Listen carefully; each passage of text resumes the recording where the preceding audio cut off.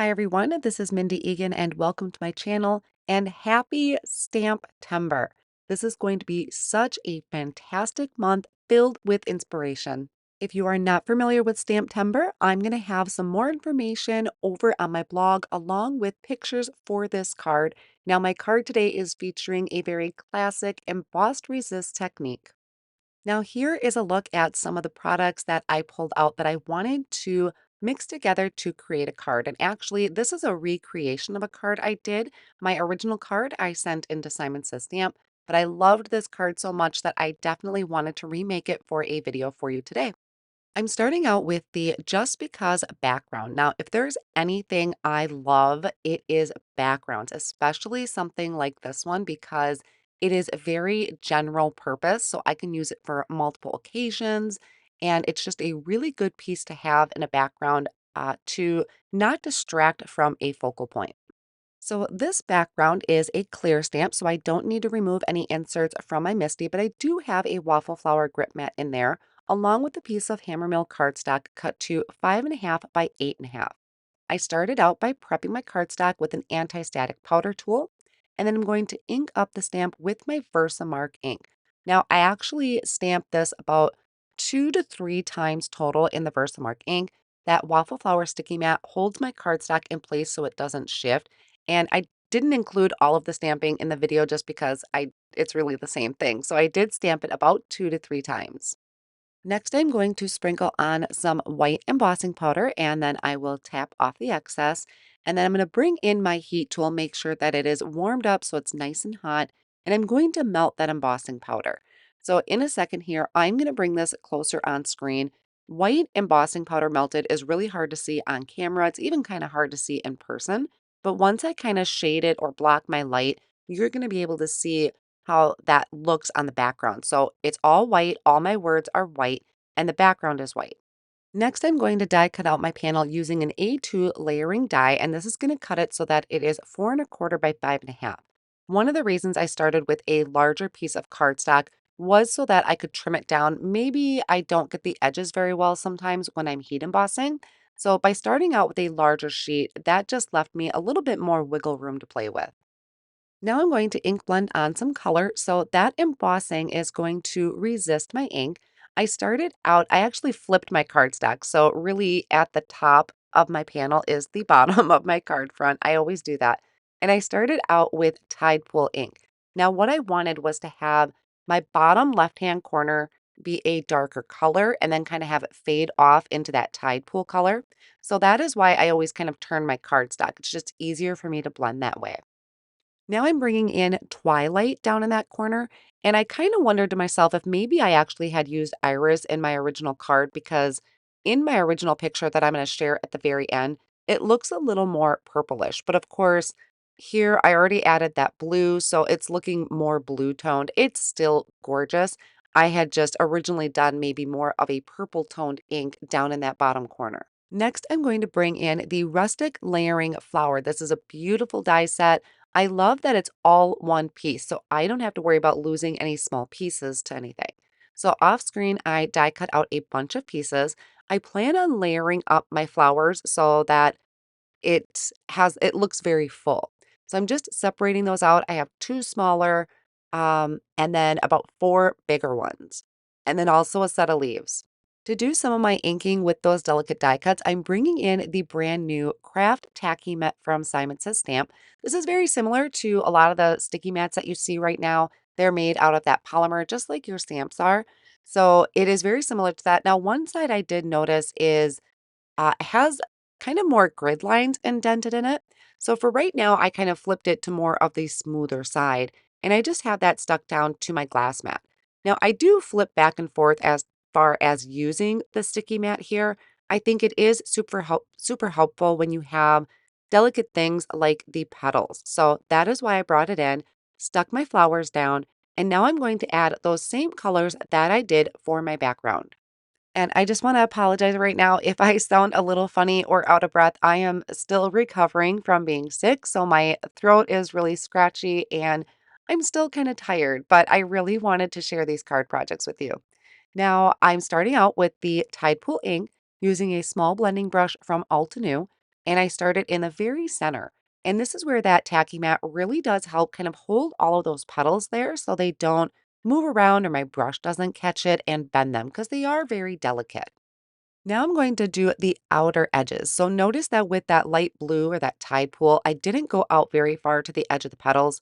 Here I'm going to finish them off using the iris. And I really do think that my original card was iris because these two colors together are just gorgeous. Now I did decide that it was easier for me to do the edge of the petals by just going onto my glass work surface. So I'm going around the outer edge. I always kind of start off of the die cut and blend my way onto it. And it's going to just slightly overlap that blue. So I will go through and do that for all of the petals. Now I'm going to do the leaves and I'm bringing in lime from the Rainbow Splash collection from Simon Says Stamp. These are spectacular inks. I forget that I have them because they're kind of tucked off on the side, but gorgeous, vibrant colors. So I started out with lime as my base on the leaves. So I have 3 sets here for the leaves and the stem. I started out with that lime color. It's a really nice, bright, vibrant green. And then I'm going to bring in emerald. And this I'm going to come in with a little bit smaller of a blending brush because I really want to focus this dark color around the outer edge of the leaves. And check out how amazing this color combination looks. I absolutely love it. These are the kind of things that make me want to do a happy dance when I see a color combination work together so beautifully. So I did that for all of the leaves, and now I have the fancy Just Because. So this is also brand new, and I went ahead off screen and die cut it from some white glitter cardstock, and I also die cut it multiple times from white cardstock, and then the shadow layer from Vellum. I love layering up my die cuts to really create dimension when it comes to adding it to the front of the card. So behind the glitter piece, I added about 2 more die cut words, and then I added 2 more together off on the side. That's what you see that clear block sitting on top of. That's going to go behind my vellum. Here I'm just adding liquid glue to the back of my die cut pieces that I layered together. And now I flipped it over and I'm adding those additional die cut pieces. This is 2 layers to the back of the vellum. That's just going to help it pop it up from the front of my card versus me trying to cut up some small foam squares. Now that my sentiment is done, I'm going to work on the flowers. So I'm adding a little dab of glue to the center. I have 2 big flowers here, and all I want to do is just kind of off center it so that it looks like one giant bloom. It's going to be very full. So I did that for both of them, and I'm also going to do that to the smaller one. You could possibly add maybe some thin foam squares to the center if you wanted to pop that up just a little bit. I did just use my liquid glue because I plan on popping it up on the front of my card. Now I'm going to add some fun interest to these flowers and the leaves. So I'm bringing in this white acrylic spray. This is brand new from Hero Arts or just recently released, and it is a fantastic white splatter. So I added a little, couple drops of water to my mat there, along with a little bit of that white acrylic spray that I actually just kind of dropped out of the bottle. I didn't spray it. And I mix those together and I'm splattering that onto my flowers and my leaves. Now to add a little sparkle, I'm bringing in some liquid Stardust. So this is from Lawn Fawn. You want to make sure both of these are shaken up very well. I again mix that with a little bit of water and then I am heavily adding splatters. I don't think you can overdo your splatters with the liquid Stardust because it is a very subtle shimmer, but it is nice and shimmery. So I'm letting those dry and I have a side folding card base.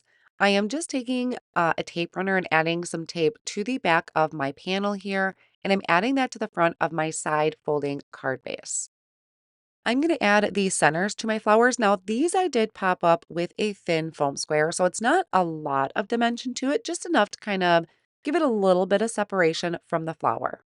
A lot of times I get carried away with my additional elements that I forget about my sentiment. So I'm going to add that first and I'm going to work around the sentiment. So I added that just a little bit above the halfway point, and I'm going to let that sit with something heavy on it so it really adheres to the background. Now for the flowers, I am adding some regular foam squares to the petals. I'm just going to make sure that there aren't any open areas so that my foam squares don't show through. Now before I attach those petals down, I'm going to add the leaves and the stem. So I just kind of had the flower there as a guide.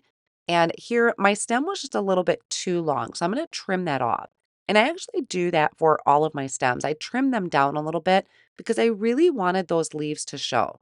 So once I adhered the stem and the leaves down with the liquid glue, I have a little bit hanging off the edge, and that's fine. But then I'm going to go ahead and add my flowers. So I removed the backing of the foam squares to attach my flowers. So that first flower is going to be closest to my sentiment. Then I have another flower here that's going to be more down towards the bottom corner. Again, I trimmed off some of that stem so my leaves show. Attached that with the liquid glue, removed the backing of the foam squares, and then added my flower down in that bottom corner. And then I have this small flower. So I had to trim that stem down quite a bit so that I could really get the leaves to show and kind of having it and go around or encircle my flower.